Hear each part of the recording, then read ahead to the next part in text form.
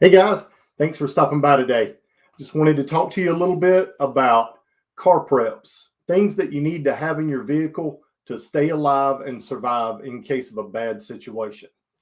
So before we jump into it, I really just want to get started and say thank you for stopping by today. I hope we have a great show. And all of the items that I talk about in the description here, or all of the items that I talk about are going to be in the description down below. There's a link to our Amazon store where we have all of these products. So let's just kind of jump into it and talk about some things that I think you should really have in your vehicle that will keep you alive and help you to survive in a bad situation.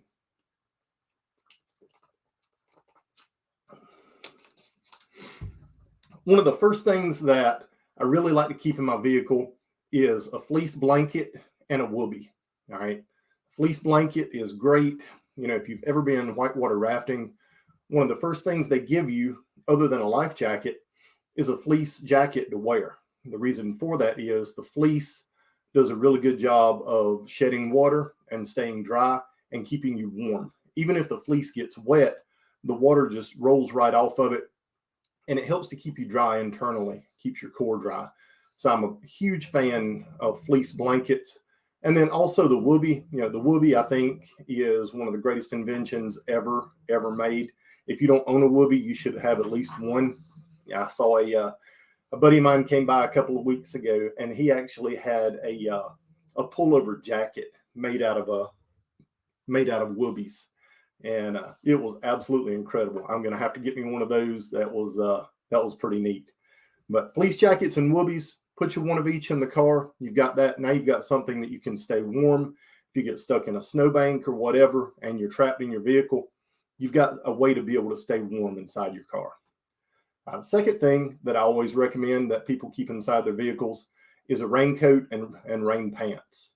Reason for that is you may not be able to stay in your vehicle. You have to get out. You have to walk. If it's raining, if it's snowing, whatever, even in the summertime, rain in the summertime, you can still get hypothermia. So you want to make sure that you've got good rain gear that will keep you dry, keep your core dry, and keep that water off of you, whether it's water, snow, ice, whatever. There's a lot of your raincoats that are out there. They don't breathe real well, which does a great job at keeping your body heat in and helping to keep you warm, even if you don't have a lot of extra clothes that you can put on over the top of the raincoat. Another critical item that I think that everyone should have in their vehicle are garbage bags. Put them in the door panel of your car. Put one in each of your door panels. In an emergency, you can use the raincoat. You can use the garbage bag as a raincoat. You can use it as a tarp to lay on the ground if you're having to work on your vehicle. You can use it just to throw trash away in your car. It's got 1,000,001 uses inside your vehicle. But I always keep the big industrial trash bags in the door panels of my car. And that's another great tip that's really going to help you guys out. Let's roll over here and take a look at a few of the questions and just see who's on board today. We've got Devil Dog Prepper. He says, "Hey, Robbie." David Frost, "What's up? Just started snowing here in Oregon." So this will be a good one for you, Dave. Go through, check out this stuff. Make sure you've got your cars covered and stay alive in the snow, bud. Kevin Ramsey says, "Hey, Robbie, Semper Gumby channel. If you guys aren't subscribed to Semper Gumby channel, you need to go over there and check him out. He produces some great content. Ben is an awesome dude and just a lifetime of experience in Coast Guard and law enforcement, and just a really well-rounded individual, and produces some awesome content. So make sure you check out Semper Gumby channel. And if you do, tell Ben that Robbie said hey. David Frost, "Robbie, about to buy a Woobie on eBay, $29.99. Dave, I'm telling you, it's life-changing. There's not many things in this world that I say are life-changing, but a Woobie is absolutely life-changing. You'll end up with them all over your house, on your couches. Every time you sit down to watch TV, instead of grabbing a blanket or a throw or whatever, you're going to grab that Woobie and pull it up on you. They are amazing." James Price says, "Hey, y'all from the Tennessee mountains." James, I wish I was in the Tennessee mountains. I'm stuck down here in South Carolina, but I love Tennessee. It's one of my favorite states. David Frost says, "Do you think it's a good idea to keep a designated firearm in the vehicle, and what type would you recommend?" I do. I actually keep a couple of firearms in my vehicle. I keep a handgun in my console, and then I've also got a long gun that I keep in the back of my vehicle. I've always said a handgun is just a tool to fight to get you to your rifle. If you're in a gunfight, you want the most firepower that you can possibly have, and a rifle trumps a handgun every single time in almost every situation. So I always recommend keeping a handgun in your vehicle and then a long gun in your vehicle as well. Do a good job of securing it and storing it in your vehicle where it's not easily accessible or easy to find if someone breaks in your vehicle. And, just another quick little pro tip for you. One thing that I recommend that you don't do, excuse me, got a frog in my throat. One thing that I recommend that you don't do is put stickers all over the back of your car. NRA stickers, Marine Corps stickers, Smith & Wesson, Palmetto State Armory, whatever your favorite gun brand is. Everyone likes to put stickers on their vehicle. The problem with this is when you go to a store, so you go to your local Walmart or whatever big box store to go and buy something, you go in the store, somebody's walking through the parking lot looking for a vehicle to break in. They see your vehicle with these stickers on the back of it that advertise for these different gun companies and stuff. And that's a red flag. That's the first thing they're going to look at. They're going to look at those stickers with the military, and they're going to say, hey, that vehicle right there probably has a firearm in it. I'm going to break in that one before I break in the one beside it that has, whatever other kind of sticker on it. So I don't recommend putting stickers on your vehicle that advertise the things that could potentially be in your vehicle. Stay in the gray. Don't stand out when it comes to your vehicle. You want somebody to walk past your vehicle, drive past your vehicle, and say that vehicle, it doesn't stand out. It doesn't stand out at all. So keep those stickers off your vehicle. Put them on your safe. Put them on your, the door to your garage or whatever, but keep them off your vehicle. Steve Kinney, hello from the horse capital of the world, Ocala, Florida. I believe in a designated car weapon. Yes, absolutely. And David Frost says, my only sticker is buck fighting. I'll let you guys figure that one out. So let's jump back into some of our car preps, and then we'll just kind of go from there. The last one we were talking about was garbage bags, the big industrial trash bags. I'm a huge fan of those. You can't go wrong keeping a trash bag in your vehicle. There's always a situation where you can use that trash bag, whether it's cleaning your car out, putting it on the ground to change a spare tire, packing stuff in it. If you have to use it as a raincoat, it's there. You can use it as a little poncho. You can use it to store things in. If you do have to leave your vehicle and there's things you want to take with you that are in your vehicle that you can't fit into your get home bag, you can always put them into one of those heavy industrial trash bags to carry it with you. Another big thing that you need to keep in your vehicle is something to start a fire with, whether that's a lighter, matches, flint and steel, whatever. You need several options for starting a fire that you keep in your vehicle. Now, I keep a couple of different options in my vehicle.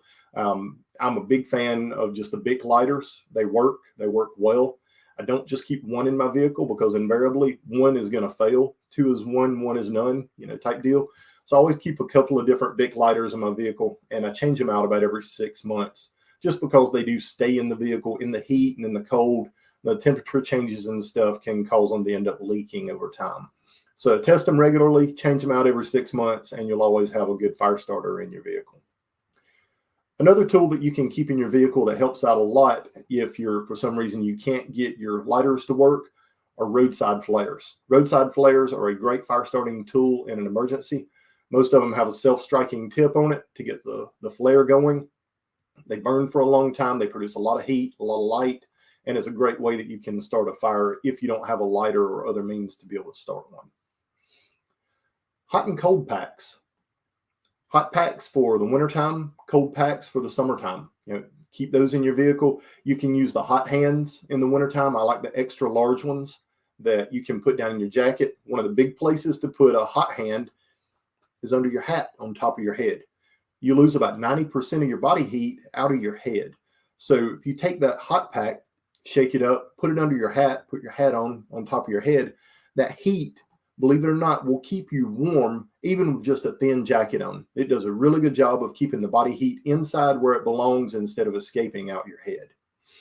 And, the as long as we're talking about hats, a great hat, a beanie, anything like that that you can use that's going to keep your head warm and keep the heat inside and not let your heat escape. I'm a huge fan of hats, wear them all the time. You guys see me on the channel or out at the range or anything, 99 times out of 100, I've got a hat on. You know, I wasn't great about using sunscreen and stuff when I was younger. And, you know, now that I'm starting to get older, you know, I worry about skin cancer and things like that. So always try and wear a hat, protect my nose, you know, and keep sun off of my face anytime that I'm outdoors. So, and that's a big deal if you get stuck in a situation where you're walking. You want to definitely make sure you have a hat that's going to protect you from sunlight, from sunburn, from windburn, and even having some sunscreen in your backpack for your nose and for the tops of your ears. You can get sunburned and windburned in the wintertime as well, just as easily as the summer. So make sure you have the things in your pack that you can protect yourself with. Another biggie that a lot of people overlook for their vehicle is first aid kits and trauma kits. You definitely need to have, at the very least, a basic first aid kit. Me personally, I prefer a little more advanced trauma kit in my vehicle that I can treat multiple different injuries and wounds. You never know what kind of situation you're going to find yourself in. You never know what kind of situation you're going to drive up on going down the road and somebody needs your help. So always keep a good trauma kit in your vehicle. Learn how to use it. There's lots of guys out there that teach really, really good stop the bleed classes and trauma classes. You can check out Skinny Medic. He does also an awesome job on teaching trauma classes. So get with him, see when he's got some classes coming up, and get yourself educated when it comes to trauma and stop the bleed. It's, you know, to a lot of people, it's almost black magic, and it's really not. You know, you keep the airway open, you keep the blood on the inside, you keep the air on the inside, and you keep people alive, keep them warm. You know, it's pretty simple as far as, you know, basic emergency medicine and keeping someone alive, stabilizing limbs and stuff. So check into that and get yourself some classes on trauma. It'll really help you out a lot. Another big item to keep in your vehicle that a lot of people overlook is Fix-A-Flat. Now, Fix-A-Flat is not going to repair your tire, you know, if you get a big 4-inch gash in the side of it. But if you're driving down the road, you run over a nail, you poke a hole in your tire runs flat while you're going down the road and it's snowing, you don't want to get out and change a tire in the middle of a snowstorm. You can plug that Fix-A-Flat can into your tire and it will plug the hole and pump your tire up enough to get you to a safer area to where you can either have the tire changed or change it yourself. I normally keep 2 cans in my vehicle because a lot of times 1 can just isn't quite enough to give you enough air. So I always keep 2 cans of it in my vehicle, and that'll get you out of any kind of quick little emergency like that, to where if you have a tire run low, run flat, you'll be able to get yourself into a good situation. So Fix-A-Flat is a great one to keep in your vehicle. Keep it in the trunk, keep it in a shady area, and that way it doesn't overheat and the can rupture. But as long as you keep it in a cool shaded area in your vehicle, Fix-A-Flat generally does a good job. Food. Lots of us, hey, you know, I love to eat, right? Love to eat. So I always try and keep some food in my vehicle. It doesn't have to be, you know, any of the, you know, your survival foods and stuff like that. A couple of protein bars, you know, high calorie, high protein bars work really well for giving you some food, some long-term energy that you can store in your vehicle and keep it in there for 6 months or a year and don't have to worry about it going bad. And then bottled water. Bottled water is a great thing to always have in your vehicle. I always keep a case of bottled water in the back of my vehicle. You know, my get home bag has got my filter straws and everything in it for more adverse situations. But in a quick pinch, you get stuck in a snowstorm, you need something to drink. You've got to have water. So that case of water in the back of your vehicle is going to get you by until you can get out of that situation. And talking about a get home bag, that is something that everyone should have in their vehicle. There's a ton of awesome videos out there already on get home bags. My buddy Such00 over on Sensible Prepper has done a bunch of videos on get home bags and is a tremendous resource for that. So check out some of his videos on what he recommends for your get home bag. And that can get you started and get you pointed in the right direction on the things that you need to put in your get home bag. Let's check out a few questions and see what we've got going on here. Hey, lots of people on today. That's awesome.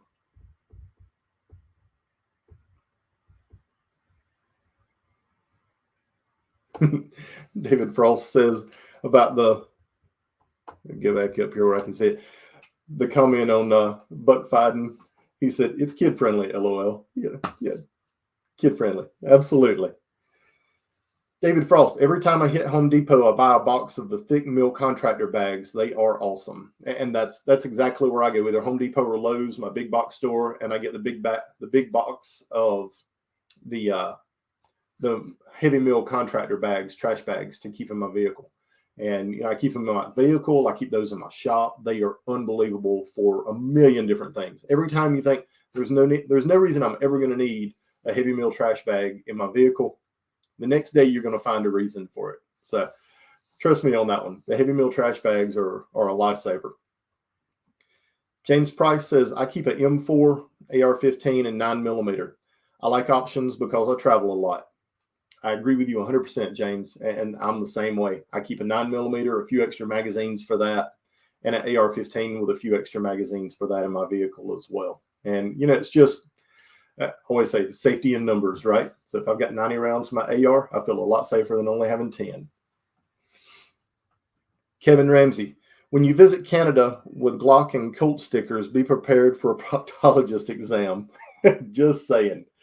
Dave, I have not been to Canada. Canada is one country that I do want to visit, but I have not made it to Canada. But yeah, I see you guys are y'all are on the struggle bus up there with your firearms laws and stuff. That's y'all are definitely under attack up there.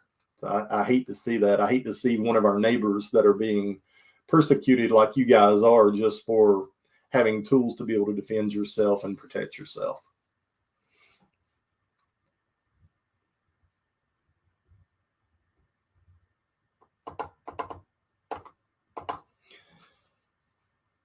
And Joey says, Robbie, what are the storage options you recommend for long guns and trucks? One of the storage options, what I generally use in mine is a single gun case, like one of the little tactical bags. You can get them in different lengths, from like 36 up to 52 inches. But it's double padded on the inside. It's got some pockets on the outside that you can store extra magazines in and different accessories and things that you need. But that's normally what I recommend for a truck, especially if you've got just a folding seat that you can fold up and put the bag behind the seat. If you've got a 4-door truck, extended cab, there's a few options that you can use. That soft case is one of them that you can store behind your seat, just kind of depending on how out of sight you want to try and keep your rifle.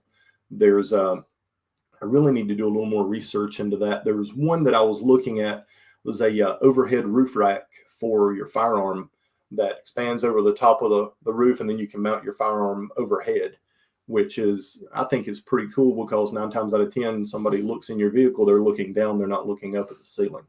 So an option to be able to store it above your head, I think, is a good option as well, especially in states where you can open carry.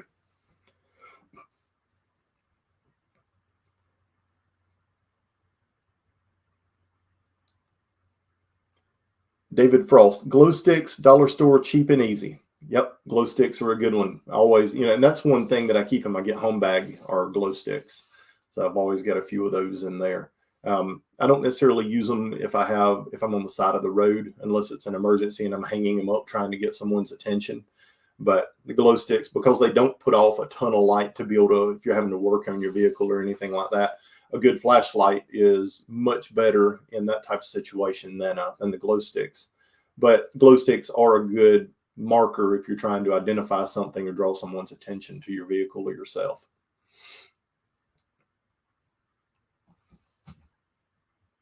Now, Joey here, he's jumping ahead. He said, also recommend a compact battery jump box. And I'm getting to that. But hey, since you mentioned it, we'll go ahead and talk about batteries. A good jump box is absolutely something you should have in your vehicle, as well as a set of jumper cables, and then also a battery bank or battery backup for your cell phone. I've got a great one listed in my Amazon store down below in the description. It's a 26,000 mAh. I think they're about $30, but it'll charge your cell phone for about 5 days straight and keep it on full charge. But it's small. It's about the size of an AR-15 magazine. But the battery backups for your cell phone to be able to charge your phone in case your battery goes dead in your vehicle and you're stuck in your vehicle for an extended period of time will still give you the ability to have communication outside of your vehicle. Another thing that a lot of people don't consider with their vehicle about keeping in it are extra socks and extra pair of shoes. A lot of times we take off, we run to the store, and we just got flip-flops or Crocs or whatever. I'm a flip-flop guy. I love flip-flops, and I wear them all the time, summer and winter. And a lot of times I'll jump in the vehicle, take off, run to the gas station or run to the grocery store and just have a pair of flip-flops on. Well, if something happens, I don't want to have to walk 5 or 10 miles in a pair of flip-flops. The blisters that you'll get from that just in between your toes would be awful. So I always keep a good pair of hiking boots in my vehicle and a couple of extra pair of hiking socks as well. Now there's a big difference in socks. There's your everyday socks that you wear, and they'll get you by in a pinch, but everyday socks are not designed for extended periods of walking. You'll end up with blisters. So get a good pair of hiking socks, a couple of good pair of hiking socks, and keep those in your vehicle with your hiking boots. You will thank me later if you ever have to use them, because you jump on your feet, all you've got are a pair of flip-flops or even a pair of tennis shoes and just ankle socks. You take off and you have to walk 5 or 10 miles, you're going to have blisters. Those socks do not wick moisture away from your feet. Your feet are going to get wet. They're going to get sweaty. When they get wet and sweaty, the skin starts rubbing against the sock and the inside of the shoe, and you end up with nasty, nasty blisters. So great pair of socks are worth their weight in gold if you're having to walk a lot. Another thing that a lot of people don't consider keeping in their vehicle are thick mil nitrile gloves. Now, I like the either 6 mil or 8 mil nitrile gloves, and you can use these for a variety of purposes. If you have a flat, you want to change your tire on the side of the road, the nitrile gloves are going to keep your hands from getting nasty dirty. They're going to give you a better grip on your tools while you're changing your tire. If it's cold outside, the nitrile gloves are going to do a great job of keeping the heat inside the glove and not letting the steel from the tools that you're having to use wick the heat away from your body. They're also good in an emergency situation. If you're having to deal with someone that's bleeding, you've got the nitrile gloves in your vehicle for that. So a lot of options for nitrile gloves in your vehicle. They're about $15 or $20 for a box of the 6 mil or 8 mil gloves, and you can just throw it in the back of your vehicle, and then you've got it there if you need it. Another item that you really need to look at having in your vehicle is a tarp and some 550 cord. Tarps are great if you have to change a tire on the side of the road. You spread the tarp out on the ground, and then you've got something dry to lay on instead of having to lay on the ground. They're also good if you get stuck in your vehicle in a snowbank or whatever. You can string the tarp up to help keep some of the snow off of your vehicle so your vehicle remains visible. And I like the tarps that have like silver lining on it, which help to reflect heat, which can provide a little bit of heat inside your vehicle, as well as keep the snow melted off of your vehicle as well. Another item that a lot of people overlook for their vehicle, especially in the South and areas where we don't get a ton of snow, is a small shovel or an entrenching tool. If you get stuck in your vehicle, a lot of times you are your only resource and you're going to have to dig your way out. So having that small shovel in your vehicle that you can dig your vehicle out of a snowbank, clear snow out of the way. If it's raining and it's flooding, you get stuck in the mud, to be able to dig your way out of the mud, give you a place where you can put some limbs and different things down to be able to give your tires traction so you can get out of that situation. Shovels are great, and they're small. I mean, you're talking about a 10 by 12 footprint that it's going to take up, like maybe 2.5, 3 inches thick, that it's going to take up inside the trunk space of your vehicle. Small, compact, stays out of the way until you need it, and there when you do. Let's take a look at a few more questions.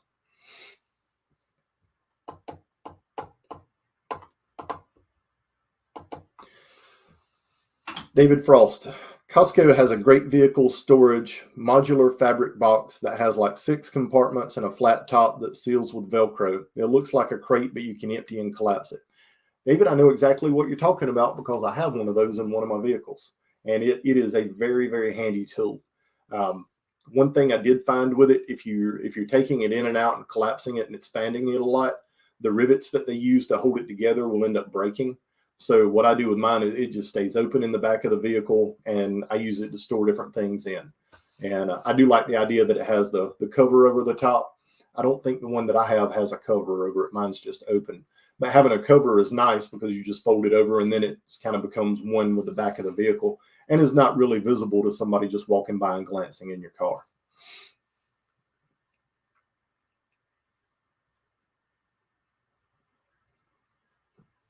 Going against the grain says, dang, I missed the live. I didn't get a notification. You have not missed it. You, sir, are here just in time.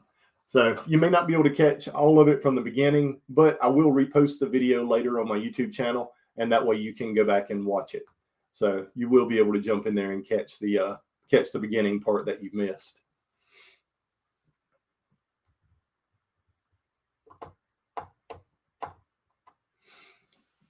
Going against the grain says, since the weather has been weird, I've ordered a window breaker, seatbelt cutter in green fluorescent because it's visible underwater. We're aware of the back headrest serves as a breaker if you need it. That's absolutely right.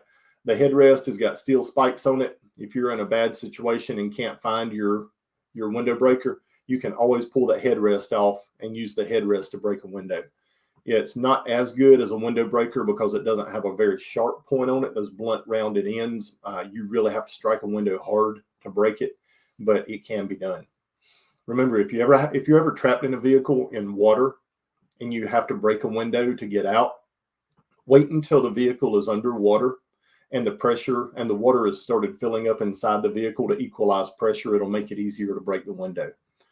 And then if you're trapped on a snowbank or on the side of the road, you're not necessarily underwater, you've got a little more time to be able to break the window. So that gives you more time to be able to find the correct tool in your vehicle to do it if you have a window breaker inside your vehicle. Another nice tool to have in your vehicle always is a ice scraper and then a snow brush. A lot of people don't think about the snow brush, but you get a heavy snow, you've got excuse me. It's just to let you guys know, it's our first false spring down here in the South, and the pollen is already really bad here. So everything's starting to turn yellow. All the flowers are blooming, and it's like 70 degrees outside today. It's ridiculous. February and it's 70 degrees already.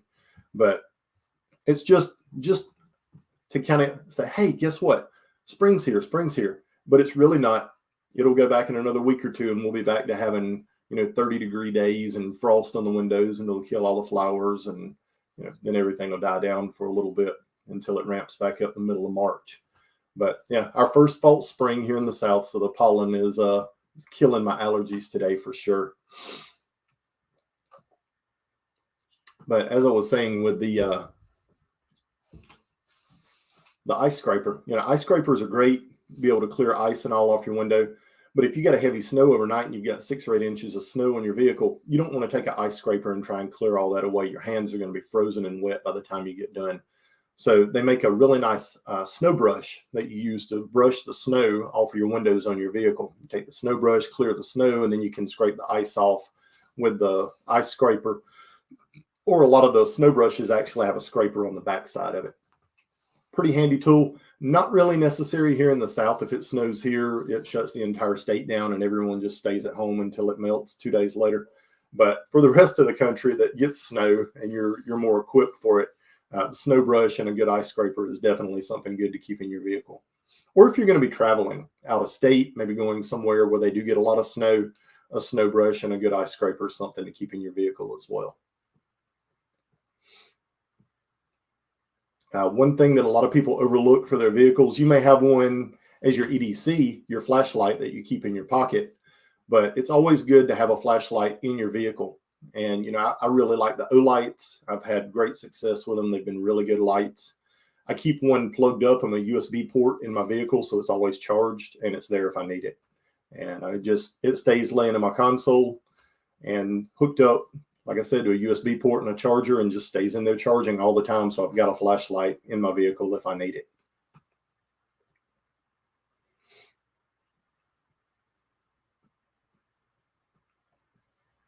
Bob McAllister says, "Hey, Robbie, do you have any experience with the sawmill training program in Pickens?" Bob, I don't have any experience with the sawmill training program in Pickens. I am familiar with the sawmill in Lawrence. And the sawmill in Lawrence does some unbelievable training courses down there. Everything from survival, night fighting with night vision equipment, all kinds of prepping courses. They have a lot of courses there. But as far as a sawmill in Pickens, I have no idea about that one.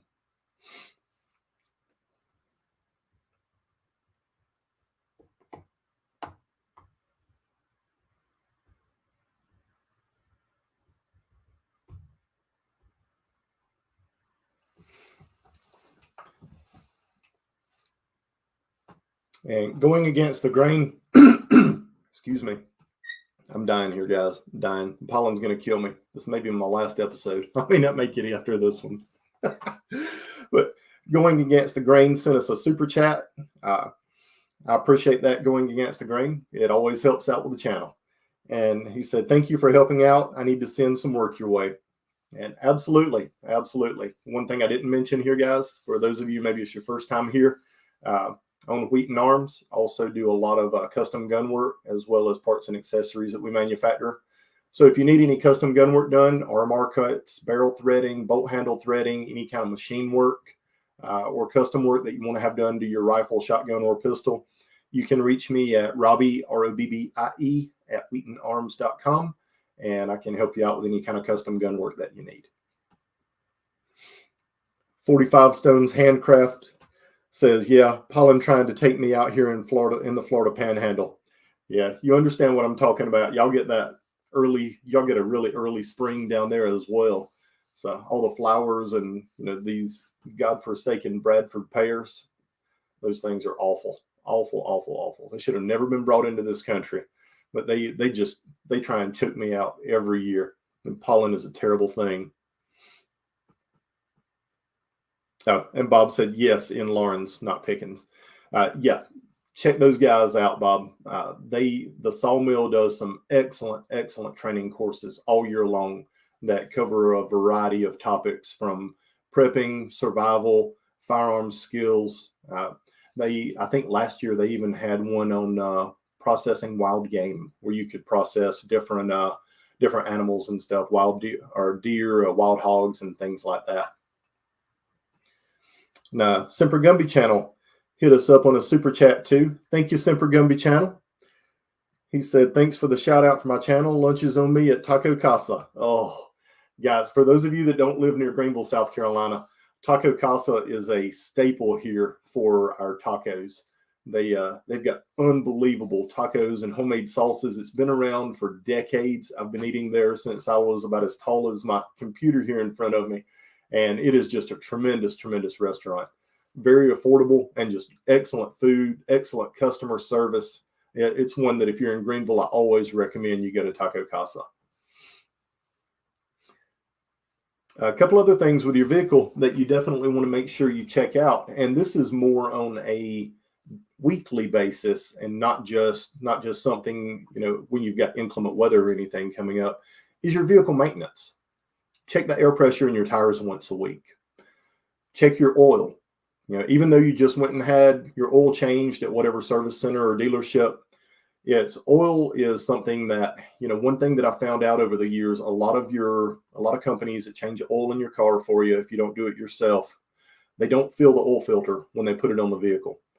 And when they don't fill the oil filter, as soon as you start your vehicle, the vehicle pushes oil into the filter and that fills up with oil.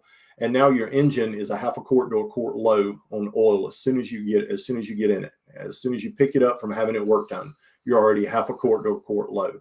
So just something to be aware of, something to check. Next time you take your vehicle to have it serviced and they change the oil in it, go out and check your oil in your vehicle before you drive off the lot and make sure that the oil is at the full level and not a quart low. because a lot of companies, they do that. They'll fill it up and put, if the car calls for 6 quarts, it's not just 6 quarts, it's 6 quarts plus filling the filter up. So when you only put 6 quarts in and you start the engine, you get a half a quart to a quart that goes into your filter, and now you're half a quart to a quart low in your engine. Checking your brake fluid, check the reservoir under your hood, pop the lid off, make sure that that's full. Check your radiator, your antifreeze, your overflow can, make sure all of those have the right amount of antifreeze in them. Make sure you check your tires. Walk around the vehicle, look over the surface of all your tires, back the vehicle up about 1.5 feet or so. That'll rotate the pad on the bottom that's on the ground where you can see it. Rotate it backwards and then look around your tires again. Make sure there's no nails in your tires. There's no screws in your tires. It's a once a week check for me. You do all of those things. 9 times out of 10, you're not going to get stuck stranded on the side of the road because you ran over a nail and it's stuck in your tire. And then as you drive, it pushes it deeper and then you start getting a leak and now you've got a flat on the side of the road. So it's just a quick and easy check you can do for your vehicle, to walk around and check for things in your tires. Keep rocks out of the treads and stuff like that. And then that way, you know that when you get in your vehicle to drive, that you don't have any kind of foreign object stuck in your tire that's going to cause you to have a flat. Going against the grain says, now I'm hungry. I know, me too. I skipped lunch so far. I haven't had lunch yet today. Been pretty crazy busy, and lunch is high on my to-do list as soon as I finish up with this video. Fed Up American says, I've ate at Taco Casa, and the only thing good there is the sweet tea. Oh no, that hurts my soul. And they're hard shell tacos or soft shell tacos, all of their bowls and stuff that they have. I love Taco Casa. That one, you're not going to convince me otherwise on that. I'm sorry that you had a bad experience there, but I have never been there and had bad food. The food's always been great. James Price says, this is a great video. I travel from Tennessee to Savannah, Georgia every week for work. Much appreciated. Thank you. James, I hope that there's something on this list that you're able to add to your vehicle that will help you keep out of trouble, or if you do get into trouble on the side of the road, that you've got the things in your vehicle to be able to help you out. And like I talked about before, I've got all of these items are listed on my Amazon store in the description below. So I went through and really kind of scoured Amazon for the best prices on all of this stuff and added those items into my Amazon store to help you guys out as well, so you don't have to go in and search as hard to try and find some of this stuff. And if you want, I can also put a list of all of the items that I have that I recommend you keep in your vehicle in the description as well. Once the video gets posted and goes live, I'll put all of these items in the description, so you'll have a list as well.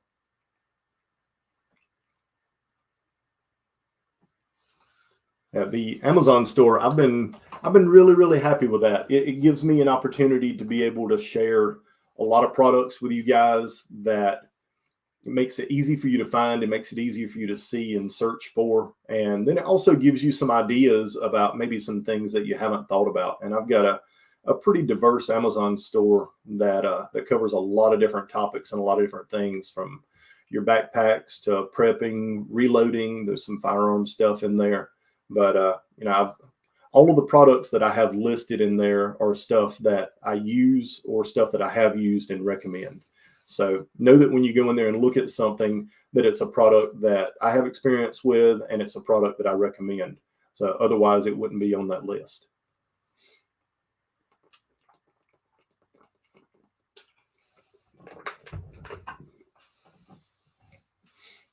All right, guys, that's we're going to wrap up a little bit early today. It's not a ton of comments in here. Everybody's kind of slowing down, but I think we're going to go ahead and wrap up. I hope that this episode really helps you guys out with your vehicle preps and helping you stay alive while you're in your vehicle. Guys, thanks for watching. We'll be back live again next Monday from 12 o'clock to 1 o'clock Eastern Standard Time. And next week, we're going to be back to Ask a Gunsmith. So I'll go ahead and get the video link pushed up for that in the next little bit. And that way you guys can go ahead and start plugging your questions in with anything that you have with gunsmith related ideas or questions or topics or things you want to talk about next week. But hey, thank you for watching this video. I really appreciate all of you. I appreciate the super chats, guys. And y'all have a great week. I'll see you next Monday.